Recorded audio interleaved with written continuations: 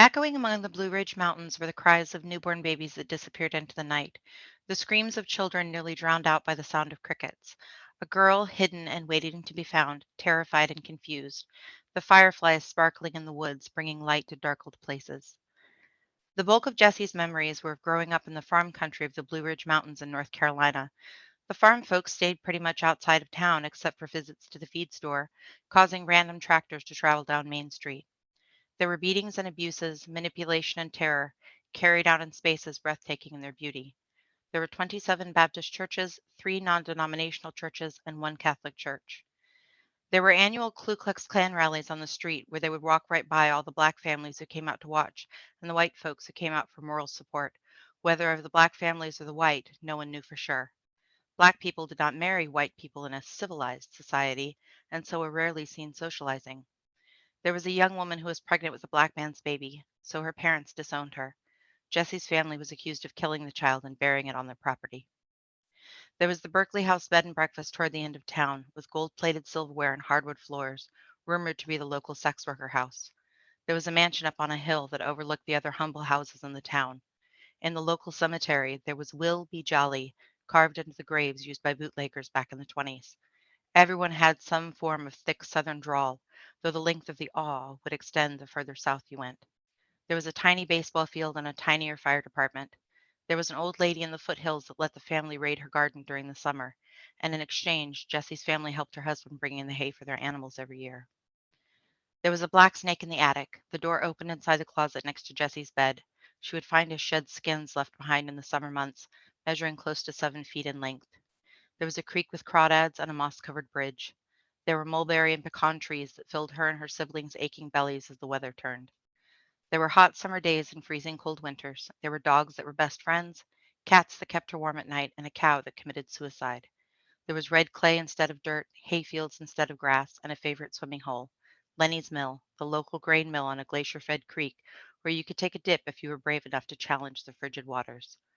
Girl Hidden is the story of an unwanted child, born nonetheless and forced into servitude, desperate to protect her siblings and find her way out from under the vicious, manipulative abuses heaped on her by the one person who was supposed to love her unconditionally, her mother.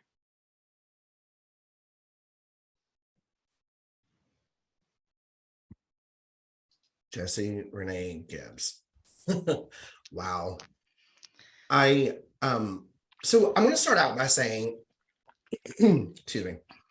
I want to start out by saying I my listeners know how I talk sometimes that kind of how I wind down. Maybe it's not as healthy as I think that it is, but kind of how I wind down at night is I get in bed and I scroll through TikTok and I came across you.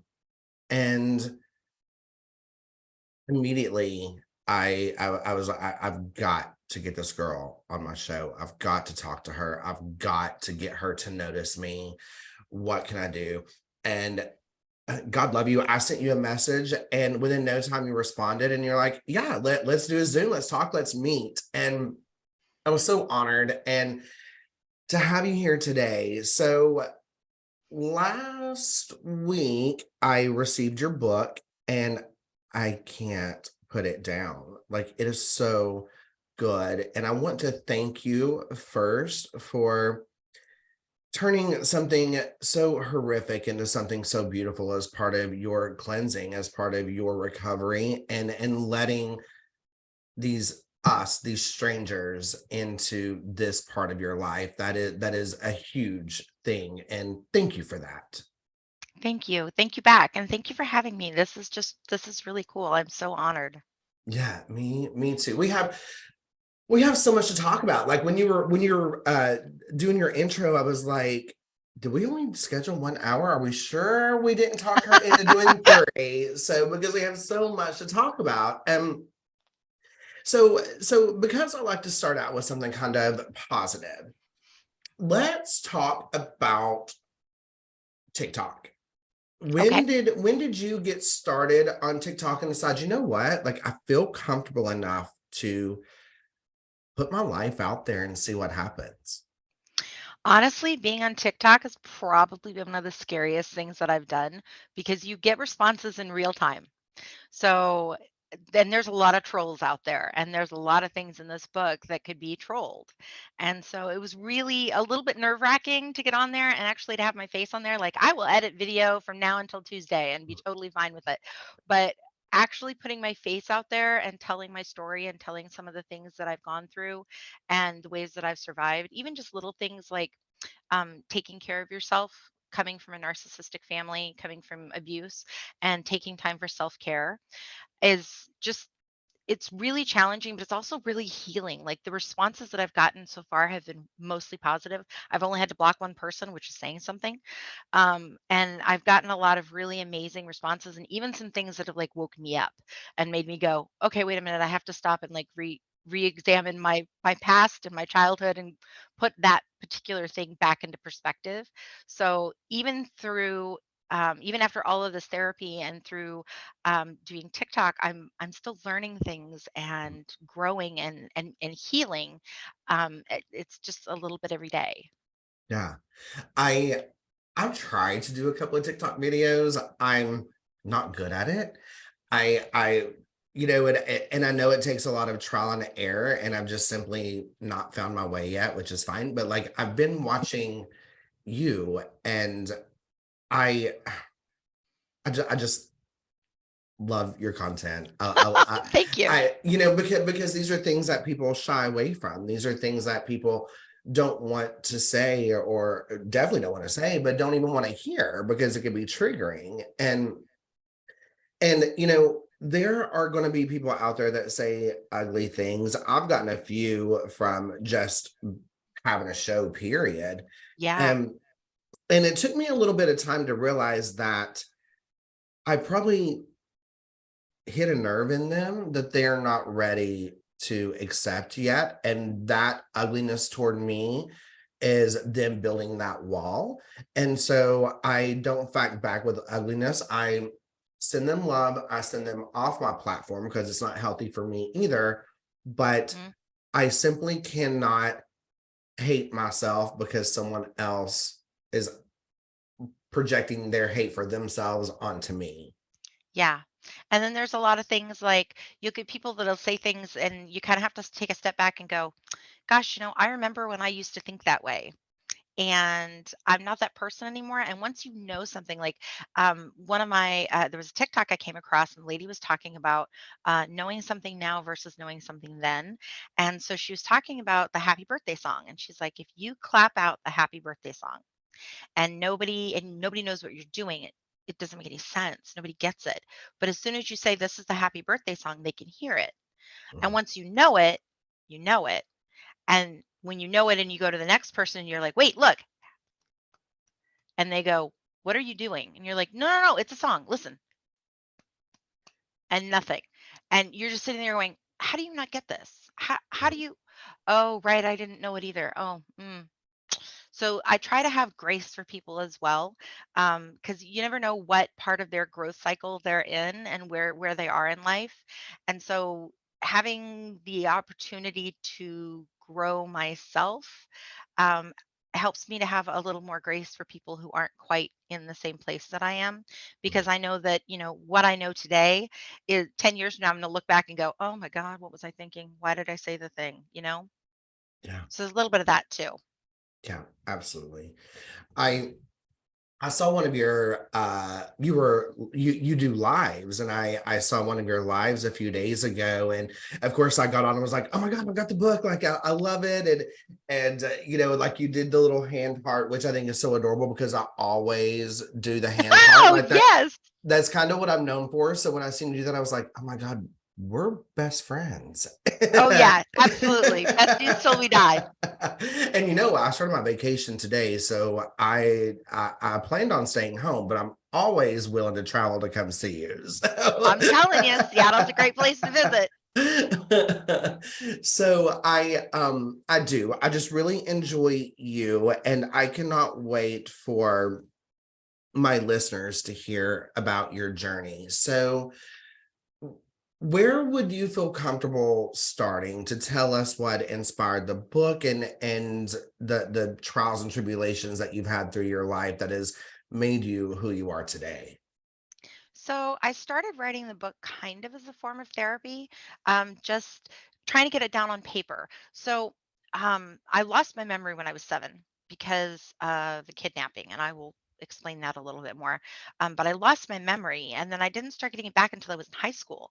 And when I started to get it back, it was listed in bits and pieces. Like I didn't remember my grandparents who loved me, like adored me, and had custody of me, and I didn't remember how I got from point A to point B. And then I had my mother, who's a narcissistic abuser, who made up her own version of events on a regular basis to the point where I would sit there going, "Oh, okay, well this is where my name came from." And it turns out that's not true. She made that up. And when I went back and started interviewing people, like I interviewed the wife of the person that I was supposedly named after, and mama didn't even meet them until I was 3 weeks old. So, just random little lies that she just added into my psyche and into my personal timeline, rewriting my story, that it was important for me to sit down and go, "Okay, wait a second, wait a second, wait a second. Okay, when was the kidnapping? Okay, hang on, hang on." And no, because like just as an example, I was sexually abused by my stepfather. Horrible human being. Really liked little girls, specifically liked me. And I grew up in purity culture and was literally told by my mother that as a good Christian girl, you need to practice having a relationship with your husband by practicing on your father in every way. You hold his hand when you go places, you stand close to him, you let him smell your hair, you clean up after him, you do his dishes, you make his lunches, you pray for him every day. Whatever that looked like, all the things that you want to do for your someday husband, because that's of course the only thing that I was good for was getting married, having babies. That was the whole point of being a Right. woman. And so I had to unlearn a lot of those things.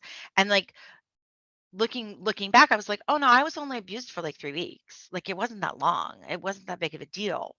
And then my bestie, June, sat down with me, and we started going through a calendar and going, "Okay, no, because you were kidnapped on this date, and then carry the one, and then this is when this happened, and this is when he almost got arrested. He never actually did any jail time, but he was accused, credibly accused. And from this point to this point, it was almost 2 years, almost every night for 2 years." Where this man mama would literally bring him into my room and drop him off. I was gifted to my stepfather so that she didn't have to take care of him, whatever that looked like. So I was born in, just to sort of give you like a brief timeline, I was born in Rota, Spain. My mother was in the Navy and she was going to give me up for adoption. And because she didn't want to have a baby, I would have been her, she was 19, and I would have been her seventh abortion, at the age of 19, which I just can't. Um, and so uh, she found out that she couldn't get out of the Navy if she didn't have a baby. So she decided at the last minute to keep me, broke the adoptive parents' hearts, and decided to keep me, and then spent the next 3 months trying to kill me, literally starving me to death. Like the doctors, they didn't have CPS back in the day, but the doctor, I have a note from the doctor that literally says, "We're taking your child from you if she doesn't start putting on weight." So I don't want to interrupt, but No, go. because this is audio, when it's crazy to me that when we talk about back in the day, because I feel like you and I are close to the same age. I'm 41. Oh, thank you. I'm 45. Okay, so like we say back in the day, but these were still the kind of stuff we were hearing when we were in school, right? Like, which is Mhm. also very scary that we haven't progressed that much. But I No, we didn't have want not. to hear the back in the day and think this was happening in the Back in the 1940s. 30s, Yeah. like No, this this was was the 80s. so this is yeah, this was the late 70s, early 80s. So not as long ago as it sounds like, Yeah. but I mean, we didn't have the CPS programs that we have today. And of course, she was in Rhoda, so things are different over there as well. Um, so then my mother moved from Rhoda back to Washington State to Vashon Island, a little tiny island out here in Washington, and moved in with her mom and promptly started leaving. She would just go out with this guy or her girlfriends or whatever. And grandma kept taking care of me, kept taking care of me, kept taking care of me. And whenever she would put her foot down and say, I'm not watching the baby tonight, you need to be a responsible mother, mama would take me to her parties and leave me with whoever. So that went on until I was about 2. And at that point, she got married, and there was like a 6-month period where she was living in Canada with this gentleman. I lived there for 4 months. There was some trauma that happened there. Um, just little things, nothing that I can actually remember, but I have like my mother's journals, and then I go back and I read my mother's journals, and I'm like, oh, that makes sense. That's why I can't do that thing. Yeah. Okay. Um, and then she came back and basically told grandma, like, you have to take her. I have to go save my marriage. They'd been married for 6 months. I have to go save my marriage. And grandma said, fine, but you're giving me custody of Jessie. We're not doing this passing her back and forth thing. She needs consistency. Now understand, I had an IQ of 145 when I was 4 years old. I was an exceptionally smart little girl. I'm pretty sure I lost most of that IQ growing up. I don't have all of it anymore, but I was an exceptionally smart little girl. I was in special classes by the time I was 5. Like, grandma wanted me to be like a doctor. Like, she had all these plans for me because I was so smart. But one of the side effects of that is when you have a high intelligence, but your brain hasn't developed yet, you understand things like death, but you don't understand things like death. So, like, I can vividly remember being on in the middle of Puget Sound with my grandma and grandpa, and we were going fishing because grandpa's a great fisherman. He's a Navy man, and he's a great fisherman in his own mind, a fisherman of some legend, as it were. And God, I remember looking around at this mile and a half of water all the way around us and going, I can't swim. Grandma can't swim. If this boat tips over, he's going to have to save one of us, and he will save grandma, which means I will be the one to die. I was 4. When Uh, you're 4, you think that grandpa will stand up on the top of the water, lift you and grandma and the boat up and carry you to shore. right. But I already had like such a knowledge of what that looked like and what death looked like, that I didn't I couldn't emotionally comprehend it as much as I could mentally comprehend it. So I had all kinds of I was I was quite the challenge as a small person. Um, anyway, so then my mother contacted my grandmother and said, "Hey, we want Jesse back. I'm married now. I have 2 babies. I have a house." She had joined a cult, so she was part of. She called it a church, but I did research on it, and it's actually a cult that went out of business in the mid '80s. Long story there. Um, and grandma said, "No, you're not getting this kid back. No, you're not screwing this child up any more than you have." And so she wrote to her father. And my grandfather, who really did not want a high needs little person in his house at that point, said, "Okay, take her." So my grandmother packaged me up with my Timmy bear and flew me to North Carolina and dropped me off with these 2 strangers that I'd never met before, and was like, "I'll see you in 3 months. This is a testing thing. Go meet your little brothers. I'm right here. I'll call you every day. We'll talk. We'll send each other letters. Like, as much as we could communicate in 1982, we're going to do it." And talk about abandonment issues.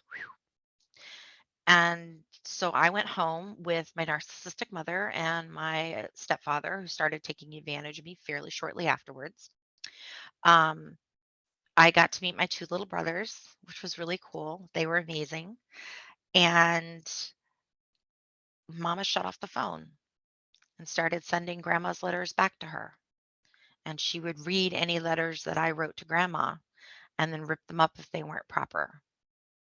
So there was no communication with my aunties. There was no communication with my grandmother. So after a year and a half of this, grandma finally sent a letter to mama and said, I'm on a plane next week. I will be there with the police. If my granddaughter is not available to me, I'm taking you to court. Because she literally thought there was a good chance I was dead. So she flew out to North Carolina. met the family. At this point, I had been well trained. Mama had and Papa had both trained me that if I said anything about what was going on, Papa would go to jail, the family would be destroyed, and it would be my fault. So grandma came out, spent 4 days with us, knew something was wrong. Mama refused to let us go anywhere alone. And finally, grandma was like, screw you, I'm taking my granddaughter out to lunch. And so she took me out to lunch. We had lunch together and we are sitting in the car. And she's like, okay, something's not right. What's going on? And I spilled. I just told her everything. And I was like, I don't know how to feel about this, but I know that there's something not okay. And forgive me, And but you were how old at this time? I was 5. 5, okay. I was 5. No, no, I was 6. I was almost 7. I Okay. was 5 when it started. So I was almost 7 years old.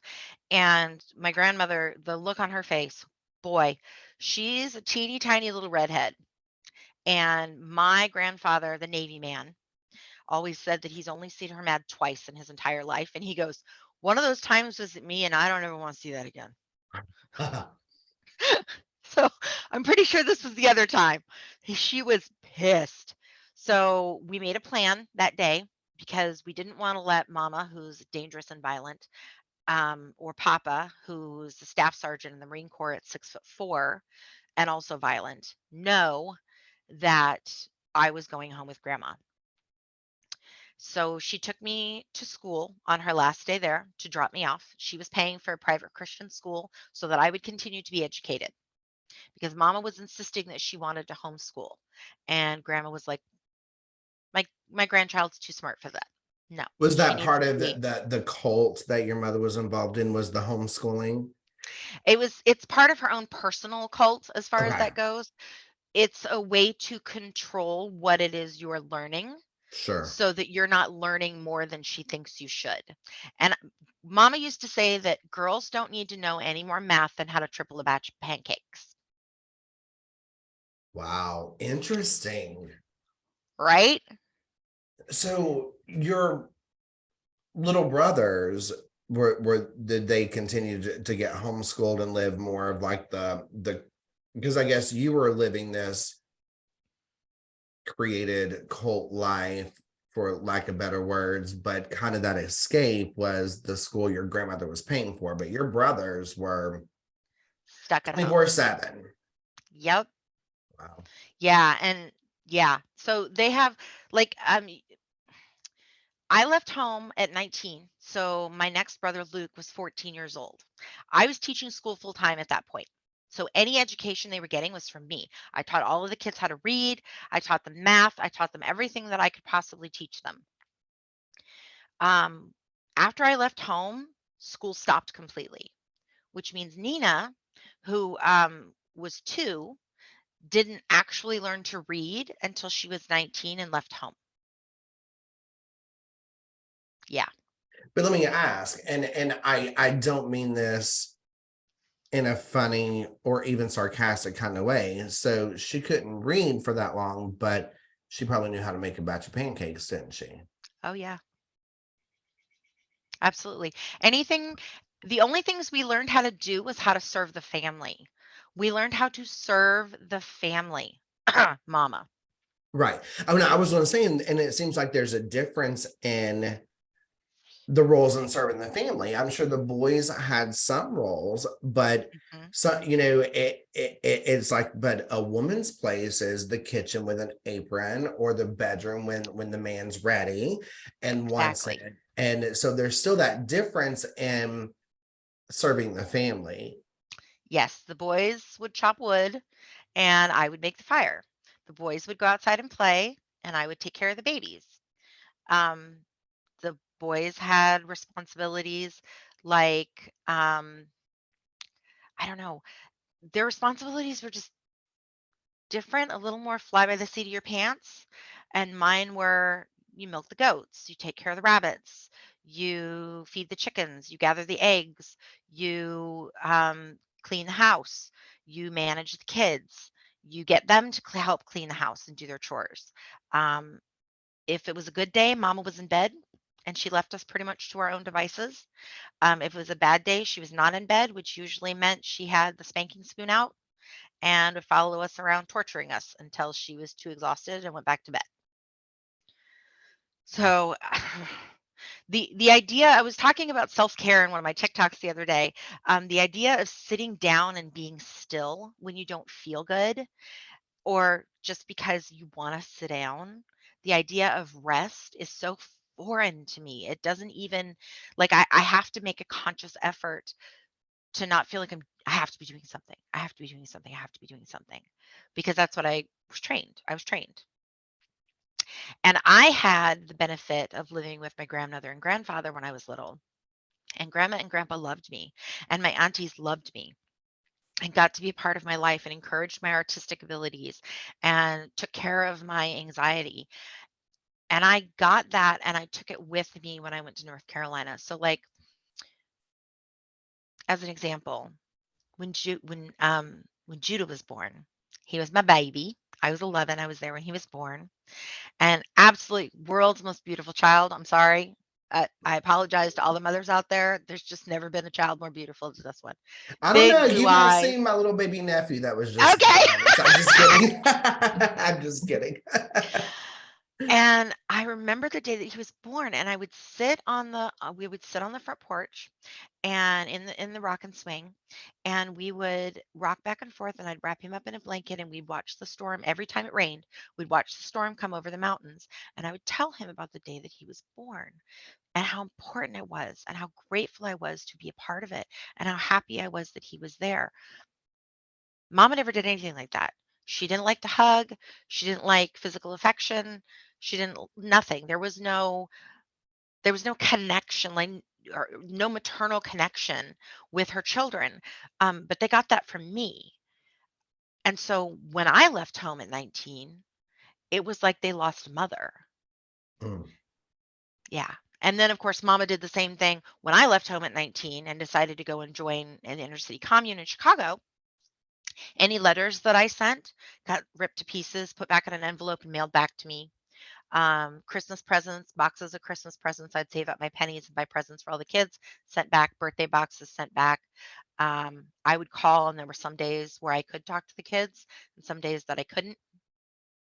And a lot of times where I was told that they don't want to talk to you. And then they would be told, Jesse doesn't want to talk to you. And so it took us 17 years before we got back in the same room. And it was a lot of unpacking, a lot of healing, a lot of like, nobody, that's not what happened. No, I didn't move to Chicago to start sleeping around. No, I wasn't pregnant. No, I didn't have an abortion. No, I wasn't suicidal. No, I didn't go crazy. No, I wasn't demon possessed. Let's talk about it. And then from the other perspective, like, Luke telling me, like, of course I wanted to talk to you. You're my big sister. And you were just gone. So when I decided to leave home at 19, I was working at the radio station, WTLK, and uh, my mother and my stepfather showed up for my last day of work because I had been getting too worldly. I was the only DJ, I was the only female DJ on 4 radio stations, including a top 40 100,000-watt station in Wilkesboro. Thank you very much. I was 6 weeks away from a photo shoot because I was taking over the morning show. I was 17, like, when that happened. Like, that was such a big deal. Yeah. Oh, yeah.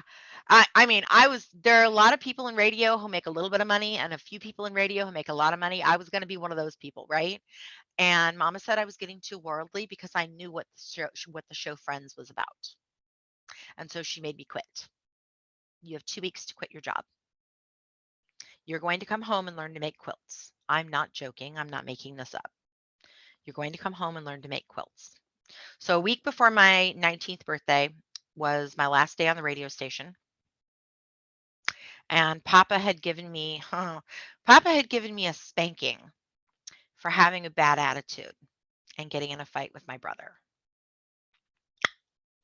And that was the first time that I went, this might be abuse.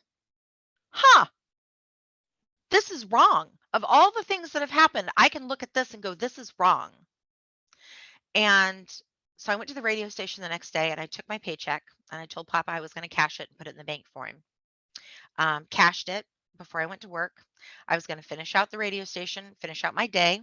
I was going to take the van to the bus stop, leave the van at the bus stop with the keys under the mat, and I was going to take a bus all the way up to Michigan to where my mom's best friend lived. Because she lived 3 hours from Chicago, and I knew that she would take me to the Jesus people. And I knew that if I went to the Jesus people, they would tell me if I was being a good girl or not, because I needed to have some Christian in my life to tell me that I wasn't wrong. Because if I went to Japuza and they said, "No, your mother's right. You need to go home and learn how to make quilts. This is what life looks like." Then I would suck it up and go and do that because I wanted to be right. I didn't want to be wrong. I didn't want to be a bad girl, you know? So they showed up at the radio station. We had this knockdown, drag out 3 hour fight with my mother calling me every name in the book. When she finally ran out of steam, Papa asked me, "Are you pregnant?" "No." "Are you on your period?" "Really?" "No." "Are you on drugs?" "Are you kidding me right now?" "No." "How is this a surprise to you that I don't want to live here anymore? How is this how does this shock you at all?" So Papa convinced Mama to go home. Said, "Go home, be with the kids, nurse the baby. I will bring Jesse home." And I was like, "Fuck you will." And he talked to me for another 45 minutes. He's like, "You don't have anywhere to sleep." I'm like, "I'll sleep in my office. We can keep talking, but I'm not going home." And he's like, "Yes, you are. You're coming home." "Okay. Okay, I'll go home."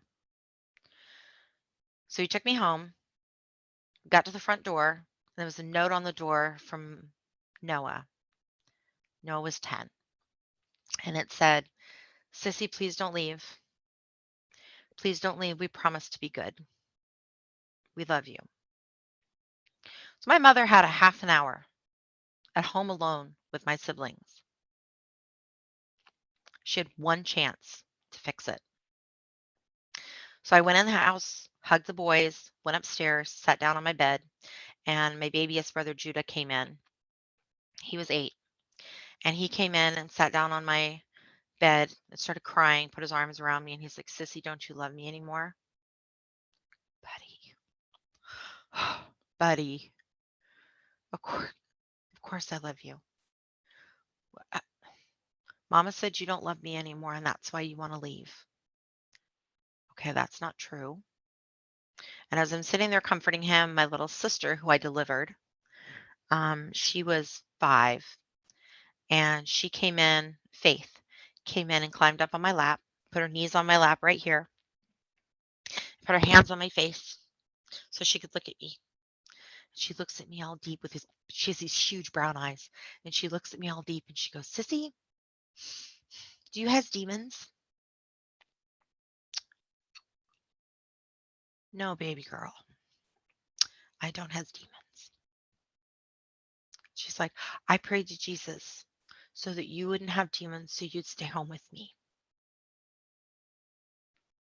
Yeah. The unfairness of this, I mean, for these children, and for each conversation that you're having with your siblings that you love at 17 years old, placing another bit of weight of the world onto your shoulders. Yep. I can't imagine. Yeah. And So I them left. innocently doing so.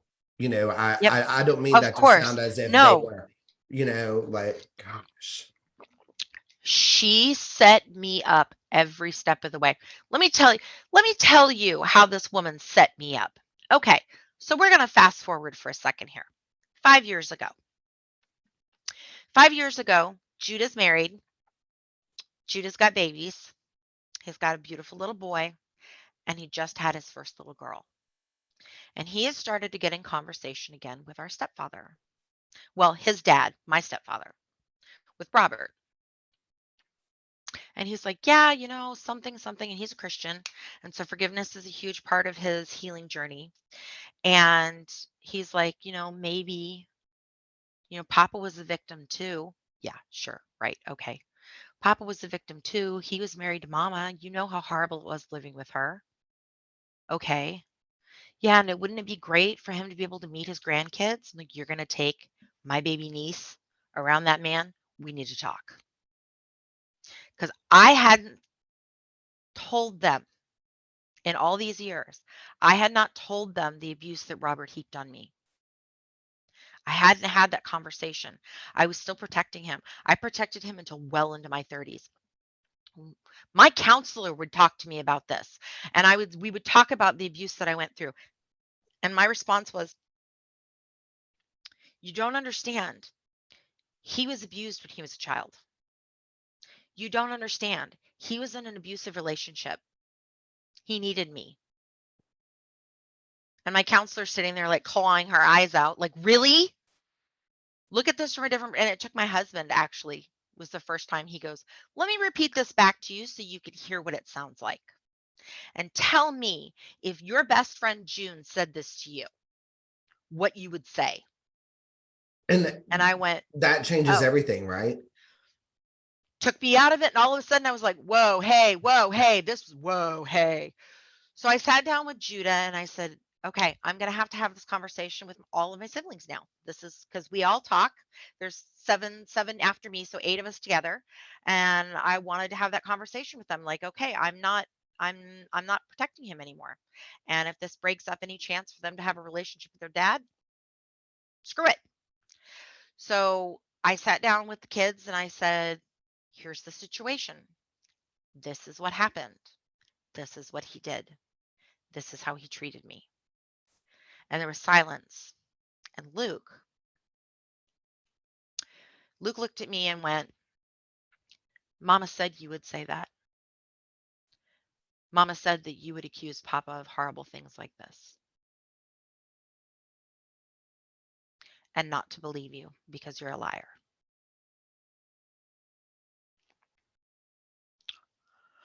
And I had myself a good old fashioned panic attack. Nice, good one right there in front of all my siblings. Couldn't breathe. It was bad. And Luke was like, "Understand, we believe you. This sucks. This is horrible. We don't want to believe it. We'd like for this not to be true. We believe you, but please understand that we were prepped not to." Yeah, tough stuff. So anyway, so I ran away from home at 19, moved to Chicago, and promptly joined an inner city commune where I lived for 12 years. I met my ex-husband, married him. He was 31. I was 19. Because, I was really good at taking care of older men. And it wasn't until we were married for 10 years. We were married for about 5 years when I realized just how much he was like my stepfather. Mm. Like the same kind of music, same kind of personality, about as bright as a 7-watt bulb, bless his sweet little pointed head. Yeah. So that relationship didn't last. I'm not going to say that Leonard was a terrible human being. He's not. It was just a very toxic relationship all the way around. And I outgrew him like very early on in our relationship. But because once again, purity culture and living in the commune, there's a lot of rules. Like you don't date. When I'd lived there for almost a year, Leonard went to his family head, the married couple who keeps an eye on you in the community, and asked permission to hang out with me. That's in quotes, which is the Japuza version of dating. And then his family head went to my family head without my knowledge to discuss whether or not I was emotionally and spiritually ready for a relationship. And when they decided that I was, they let us sit in their room under supervision and eat cheese sandwiches after church. And that was my first date. And you were not involved in any of the decision making of this first date. Like Uh-uh. I don't want that to be looked over. Like there was Nope. all this conversation about, is she good enough? If she's strong enough? Is she smart enough? Is she Would they well be a good enough? match? Is he ready? Has he, because, oh, well, we want him to get married off. He's been single in the community for 10 years. Talk about a red flag. Hello? The man is in his 30s and has never had a real relationship. So we hung out. We got engaged 3 months later, like you do. And once we were engaged, we were allowed to hold hands. We were still never allowed to go anywhere without a buddy. So the first time I was alone with the man that I married was on my wedding day. Talk about awkward. And there's a lot of purity culture. There's a lot of I feel, it's just my opinion. There's a lot of damage that purity culture does to a woman's sexual experiences by creating a world where there is no middle ground between completely innocent and now you're supposed to be, you know, a queen in the bedroom with no clue what you're doing. No idea what you the conversation of what you like and what you don't like, not really there. So there's some awkwardness. And then and then bless his heart, he had, he was a virgin in his 30s and I had no idea at all about anything. And um he was ashamed that we were having sex. There was a lot of shame for him. And so, like, I didn't know until after I left the community that you were allowed to have sex with the lights on. No, sex is gross. You don't want to see each other naked. Oh yeah. Oh, let anyway, I'm remarried now. Things are different. Things are different. Things are different.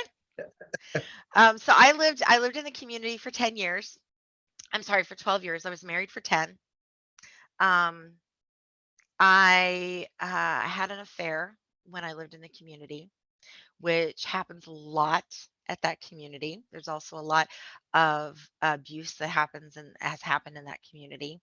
And I ended up having an affair with someone that I considered my best friend at the time within the community with her husband, which highly do not recommend. Bad scene all the way around. Just ugly, just ugliness. But it was not to make an excuse, but more of like I was at the point where divorce was not an option because Christianity and this community, divorce is not an option. And I had gotten to the point where, well, I'm so unhappy in my life that maybe unaliving myself is the better option. And I was looking for a place to do it where no one would find me. Like I really didn't want my ex-husband to find me in the bathtub. You know what I mean? Right. I knew it would break him. I knew it's not something you get over. It's not something that, and I didn't want to be the cause of that. So once again, even in my need, I'm still concerned for other people at that point, and still do. And this gentleman came into my world. We were working together on a regular basis. We'd known each other for 11 years. He was my next door neighbor. He was going through his own shit, and people say it just happened. It doesn't just happen. It's one tiny step over the line and then another tiny step. And this isn't really that big of a deal, is it? But it's a little step farther. And then eventually you look back and the line is where the fuck, way the fuck back there. And you're like, how did I get here? Well, all of those tiny steps. So when it came out in the community, which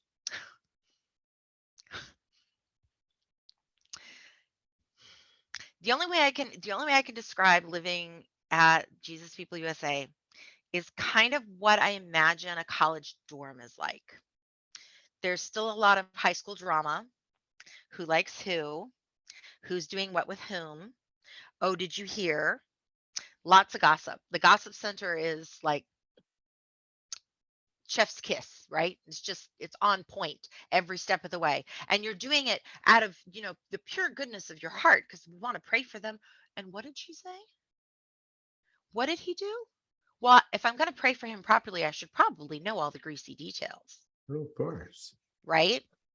So, when of course that came out, big drama. And I spent one more night there, and then I called June, who's my bestie. And she was living out in Washington. And if you're going to start your life over, you got to take your best friend with you. And I called her and I was like, I, I fucked up. I did this thing. And she's like, what? And I'm like, I, I did this thing and I don't know what to do. And I mean, there was a beat, there was an entire heartbeat before she said, let's get you on a plane. Let's get you on a plane right now. I have a room for you. That was it. Boom. She was ready to go. And so she picked me up at midnight from the airport, brought me home, force fed me, made me eat. I hadn't eaten in 3 days at that point. She made me eat food, took me upstairs, ran me a bubble bath. And I'm literally like, I came in the house, collapsed on the floor in the kitchen, just sobbing because I'm just a mess at this point. And she had this big black lab chow chow mix. And he just sat on me, like collapsed on top of me and just loved on me. And so she took me upstairs, ran a bubble bath, turned off the lights, lit a bunch of candles, handed me a bar of chocolate, and I'm just bawling. And she's like, okay, talk. And I was like, I don't want to talk. I was wrong. I did all the wrong things. I was bad girl. Bad Jessie. Bad Jessie. And she's like, no, no, no. You've been having sex for 6 months. I want the details. I'm like, what? And she's like, you need to talk about it. We're going to talk about it because I want the juicy details. Tell me, tell me, tell me. I want the gossip. What happened? And it was like, oh, okay, I can be real about it. I don't have to be like, oh, I did a bad thing. I can actually like walk through my emotions in real time because the reality was my heart was broken. The man that I loved chose another woman, his wife, and I was heartbroken. Was I heartbroken about my marriage breaking up? No, that guy can go take a long walk off a short pier and hug an octopus. Nah. But emotionally, I was still, and I don't use this word lightly. I was emotionally obsessed with this person because I thought they had saved my life. And it took June literally walking through every step with me. Of course, then the community ever so kindly wanted me to come back. No, no, no, you can come back and live in the community. I'm not living in the same building with the man that I had an affair with. No. Well, you don't have to live in the same room. We'll move you farther down the hallway. So it's 12 steps from my door instead of 11. So we see each other in the dining room for dinner every day. No. And then, as a support to the community, this gentleman got up in front of everyone at church and threw me under the bus. I had seduced him. This was my fault. This is why she ran away. She's not here to apologize. And then my ex-husband got up, hugged him, and said that he forgave him. And then the married couple and my ex-husband all went to therapy together. Does any of this surprise you that the poor straight man is the victim? Not in the least. No. Not even a little bit, but it sure stung. Tell you what. Yeah, and he's still the victim. I mean, bless his sweet little pointed head. He still stalks me. Like when I started the Girl Hidden Facebook page, he got on there because he's blocked. I've blocked him personally, but it's an open page, Girl Hidden a Memoir on Facebook. And he has gotten on there and said some really nasty things under his real name because, of course, all the names in the book are changed. And he said a couple of really nasty things, and I was like, "Oh, I gotta go in there. I gotta clean this up. I gotta block him and delete these things and da da da da." And before I could do anything, My girl squad came out of the woodwork, introduced him. Ladies and gentlemen, meet Leonard. He wants to be here so bad. You get to read now Here that he you've read the is. book. Here he is. And they blew his ass up. It was beautiful. And then I blocked him. And then I blocked it. But like I have a bunch of reviews on Amazon. Thank you to everybody who's written my reviews for me. I can't. I love it so much. Every time I get a review, I get all sparkly and I'm like, oh, and then I use them for my social media and stuff, which is really cool. I have one negative review. Want to guess who wrote it? Wow. Leonard. There you go. Wow. You Oh know, yeah. I, I'm just so I love that you're able to share this story now. And even when, because I have some people that have asked me, and not in a negative way, but people have asked me, they're like, David, every time I listen to one of your episodes, you're laughing, you're smiling, you're celebrating, still while sharing your story. And 100%, yes, I am.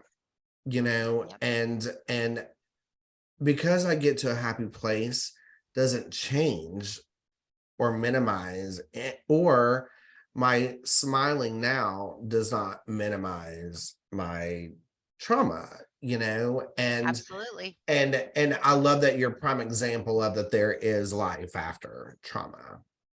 There is. There absolutely is. There can be. Somebody asked me, another interviewer about 2 weeks ago asked me, she goes, so when did you heal? And I was like, I don't understand the question. And she's like, when did you get better?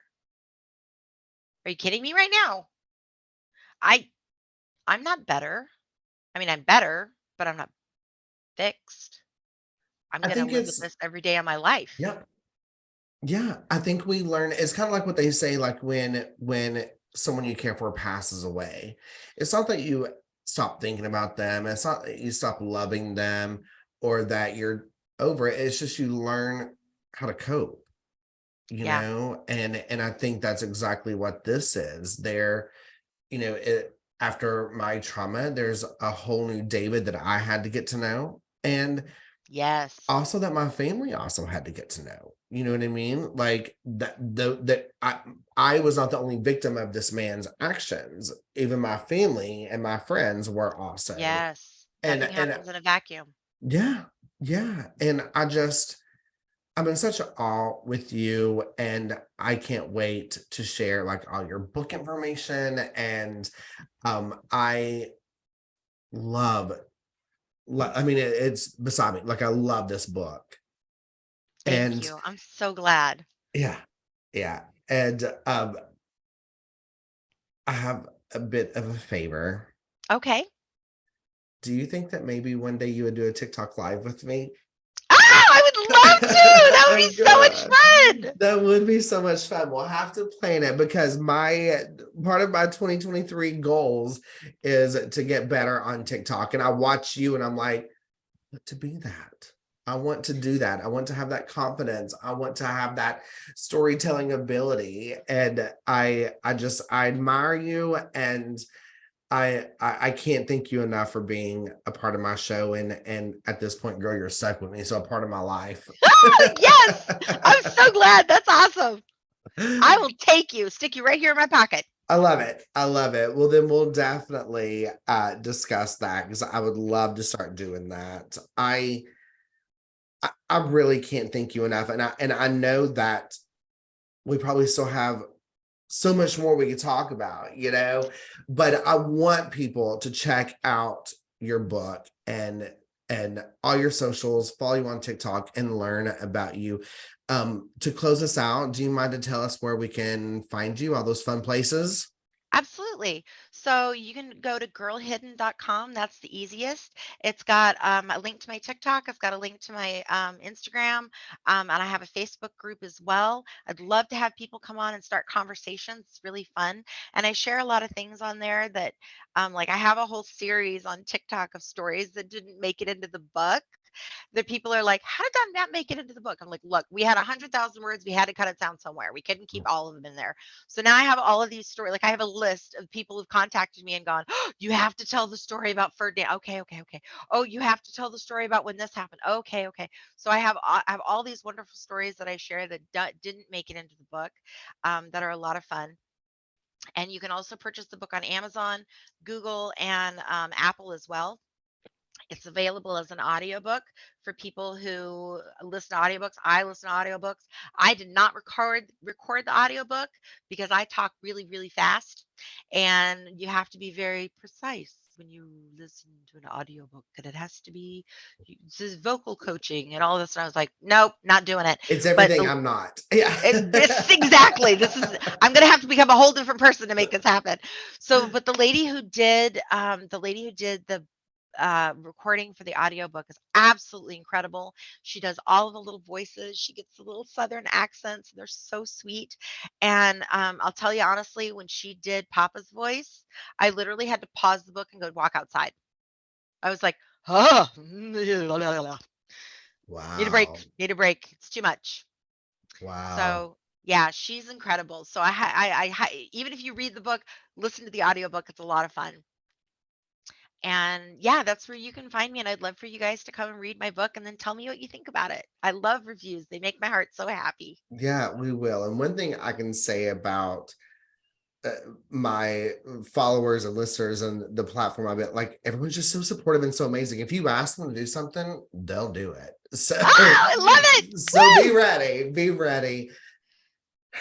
Jesse Gibbs, I can't thank you enough. Today, I told you, maybe I think before we started recording, today's the first day of my vacation, and it's actually a staycation.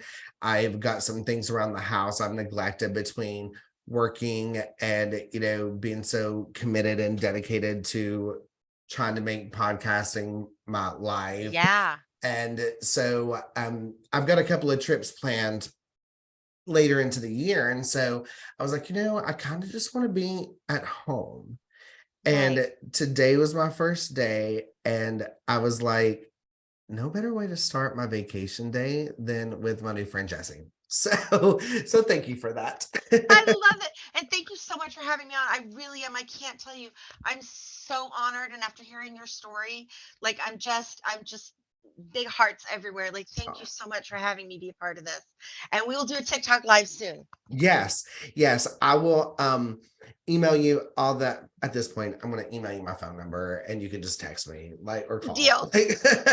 So Jesse, enjoy your weekend. Thank you for all that you're doing for yourself and for us.